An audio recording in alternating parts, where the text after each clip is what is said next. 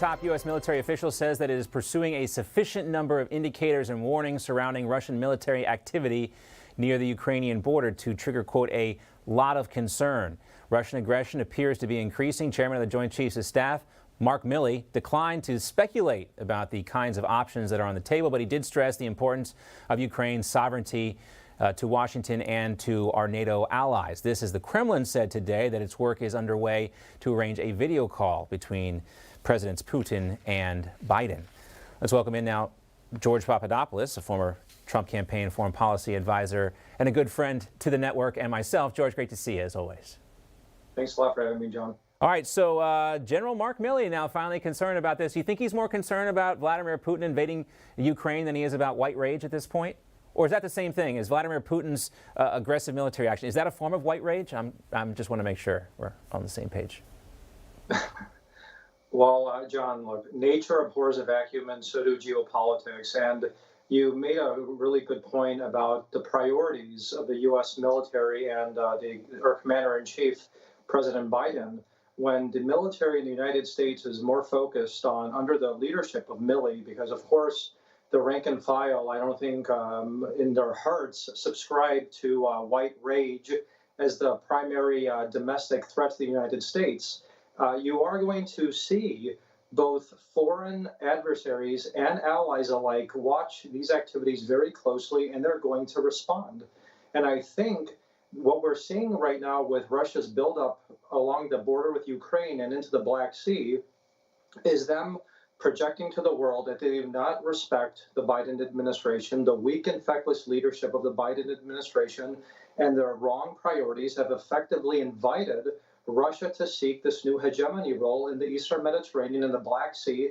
And unfortunately, our ally Ukraine is now paying the full price once again. Yeah, you know, Vladimir Putin wants some specific guarantees about NATO's expansion.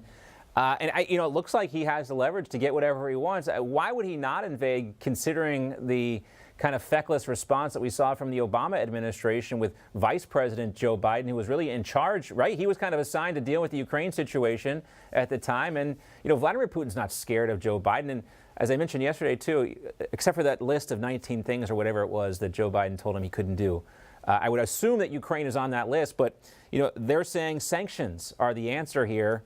Is that going to really dissuade Vladimir Putin? You know, President Trump said it best. He said that if Joe Biden had just sat back, gone to the golf course, and allowed most of his policies to remain intact, the United States would have been in a much better position both domestically and abroad. And the Trump administration had it right regarding the Ukraine-Russia policy. What the Trump administration continued to do was write sanctions regarding this Nord Stream 2 pipeline, which the Biden administration has now waived those sanctions and has allowed the Russians to complete this pipeline, which circumvents Ukraine, goes directly into Germany, and not only ossifies the German-Russia energy relationship, but also their geopolitical relationship at the expense of Ukraine. And of course, now that Ukraine's geopolitical value has greatly diminished because they're no longer viewed as a key transit country for Russian gas into the European market, you're going to continue to see Vladimir Putin now look to meddle even more so into Ukraine's internal affairs, because they understand that the Biden administration, for all intents and purposes, has effectively abandoned the Ukrainians, and they can talk all they want regarding sanctioning Russia. The only real-life, hard-hitting sanctions that would have impacted this relationship were the Nord Stream 2 pipeline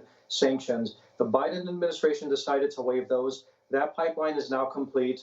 Germany and Russia's energy relationship is ever much so closer. That harms the United States energy production at home and our industry here and our geopolitical standing in the world. And those are the facts.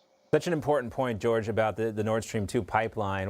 I think years from now, historians will look back on that as such a big mistake foreign policy-wise for Joe Biden. It cost him so much, and it continues to today, especially, I know they're not directly connected, but it is a global commodity with the price of gas here, with Americans paying more, but still doesn't look good. George, great to see you. Thanks so much. Have a great weekend.